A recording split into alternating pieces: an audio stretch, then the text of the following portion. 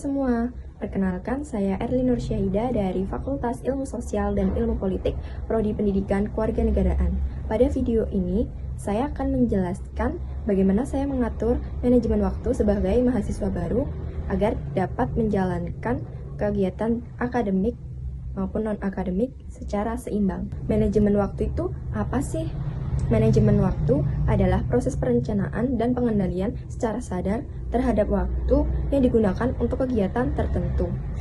Saya akan menceritakan rencana satu hari perkuliahan dari bangun tidur hingga tidur lagi. Sebelum saya menceritakan tentang keseharian saya, berikut adalah jadwal 8 mata kuliah saya dalam 1 minggu. Saya akan mengambil contoh kegiatan saya di hari Senin. Nah, untuk bangun itu biasanya saya bangun tidur di jam 5. Kemudian bangun tidur itu langsung sholat, mandi, dan persiapan.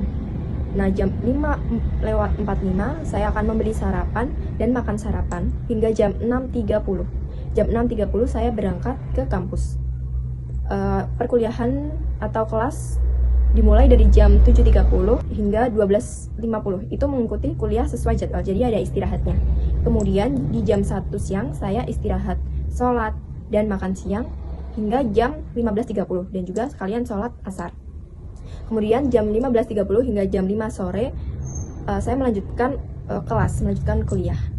Nah, setelah itu aku pulang ke rumah dan sampai rumah sekitar jam 17.30 atau enggak jam 6. Nah, jam 6 saya mandi, sholat, makan malam dan juga istirahat dari jam 6.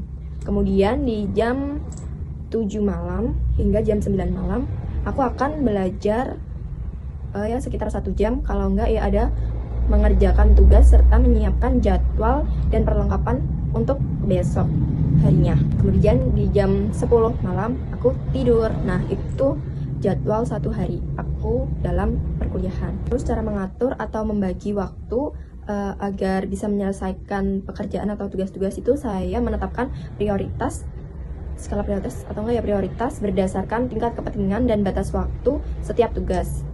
Misalnya saya selalu menyelesaikan tugas yang memiliki tenggat waktu paling dekat atau paling cepat, itu yang didahulukan aku kerjain. Kemudian melanjutkan pekerjaan lain yang tenggat waktu atau tidak ada waktu tertentu untuk menyelesaikannya.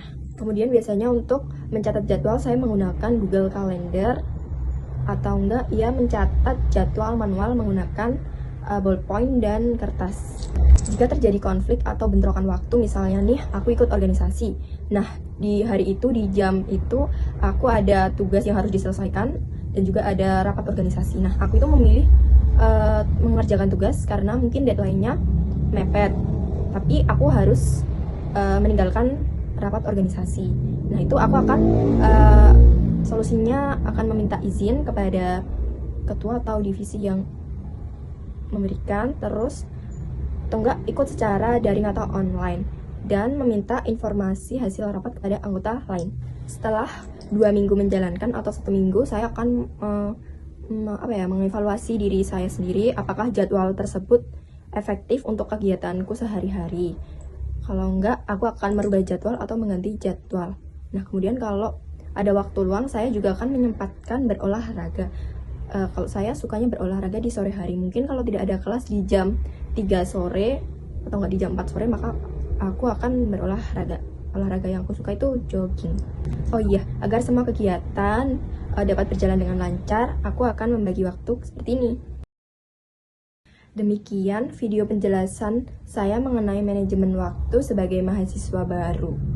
Saya harap saya dapat menjalankan kehidupan saya dengan baik, menyelesaikan tugas tepat waktu, kemudian dapat menjaga kesehatan, tetap aktif dalam organisasi, serta memiliki keseimbangan antara belajar dengan kehidupan sehari-hari dan juga ada waktu untuk keluarga.